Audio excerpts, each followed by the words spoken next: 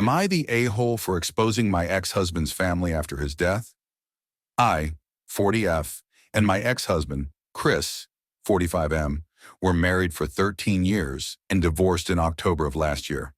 On July 22nd, he sadly passed away unexpectedly, and his family is acting like he never existed. I decided to wait until after his memorial picnic to post about this. Today is September 1st, and there was no memorial at this picnic at all, so I knew I had to say something about it. Below is what I posted. Monday, July 22nd, 2024, 6:18 p.m. I got the call that Chris had passed away, and I needed to come pick up our dog. I feel like my whole world stopped that day.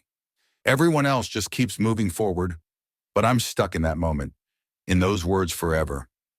Chris and I had met and started dating when I was 14 years old, and although that initial relationship obviously didn't last, we reconnected as adults and eventually got married and raised our children, his stepchildren, together for 14 years, from the ages of 6 years old and newborn. When his father passed away in March 2016, he broke in a way I couldn't imagine.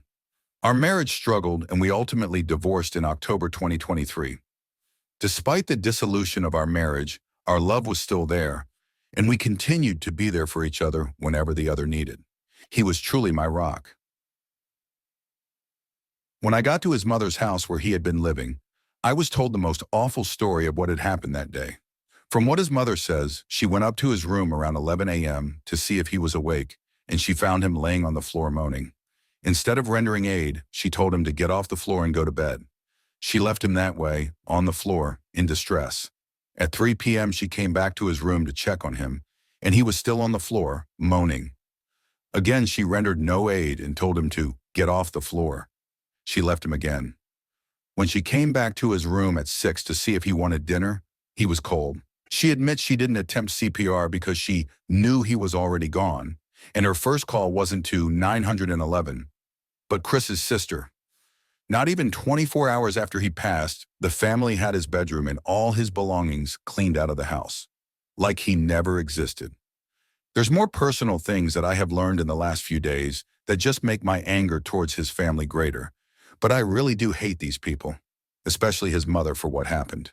You'll never be able to convince me that had his mom called 911 at 11 a.m., he might have had a chance and still be here with us. I feel alone in my grief and like I'm not entitled to feel this way because we were divorced. His family is shutting me and my children out like we didn't exist, and there's nothing I can do about any of it. Plans are being made and possessions given away without any consideration to me and my children. I just feel like Chris